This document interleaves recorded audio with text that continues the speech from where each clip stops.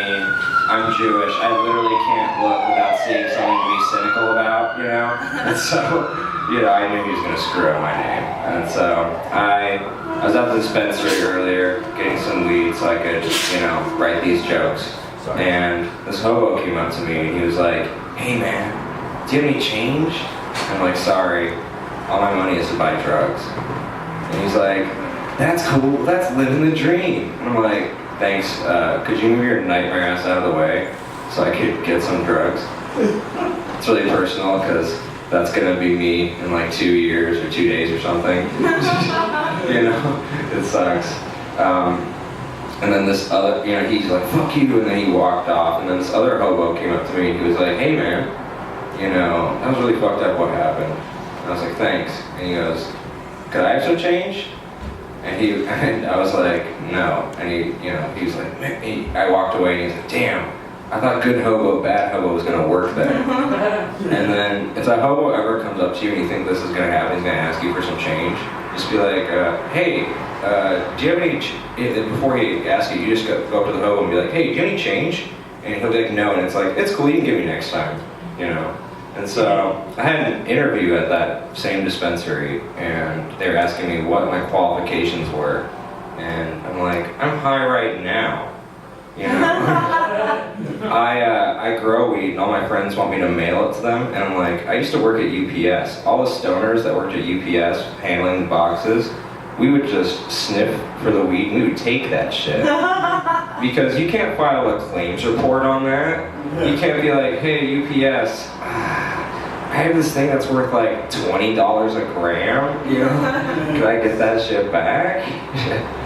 I'm actually a third generation stoner. My grandma would take bong hits while washing me, so I guess I wasn't entertaining enough.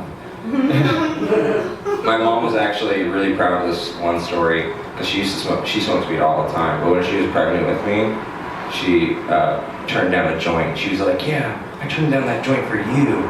And then her little brother piped up and was like, "You had a cigarette in your hand at the time." Like, don't be ridiculous. So she's actually, I have a genetic trait from her. I'm a lighter thief. My mom was a lighter thief. My grandma was a lighter thief. My great-grandma probably stole matches and shit. My great-great-grandma probably stole like flints, and like other caveman shit, and it's really tough, but as a Jew, I really think that we need to have reparations for the Holocaust. We should take all the current victims, take them back to Auschwitz, and just hotbox the shit out of that shower, and just, if they overdose on weed, that's a good dad. "Gerald, pass me the pumpernickel blunts," And so, my job as a comedian is I just drive them around, and I get them high, and most of my comedian friends, they're like brown or black, but it doesn't matter because white driver always overrides all that shit. And so if a cop comes up to me, it's just like, "Hey man, you're out of your jurisdiction, look at my skin tone." And he's like, "Oh sorry, you don't have a permit for those, do you?" And it's like, "Right here." And it's like, good to go. So, speaking of chocolate, I hate fucking chocolate, I really do. And people are like, "Why do you hate chocolate?" And I'm like, it's the only food people ask you why. And I'm like, 'cause it smells and tastes like shit to me. Shit, pretty basic. I need a reason. Like I was molested by chocolate, or I was that kid in Willy Wonka who drowned in the chocolate river. I don't think that it was like, there needs to be a reason. I like chocolate girls though, so shout out. I was hooking up with this one girl who was 6 foot.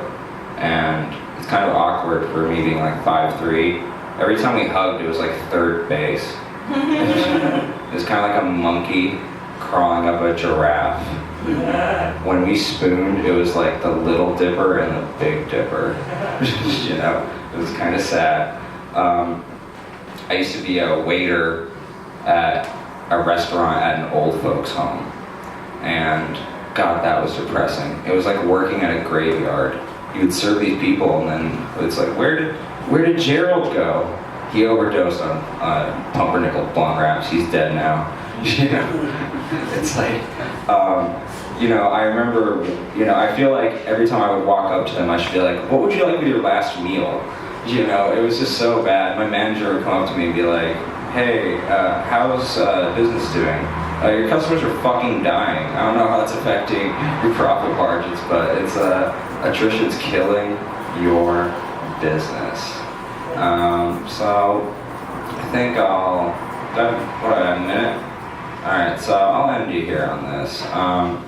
I'm Jewish, and I'm from Utah, and every time a Mormon would meet me for the first time, it's like the first time they ever met a Jew. And I remember one time at driving school, this kid came up to me, and I was just minding my own business, wearing my tie-dye Star of David t-shirt, and he was like, hey, are you Jewish? And I'm like, yeah, I'm really proud of it.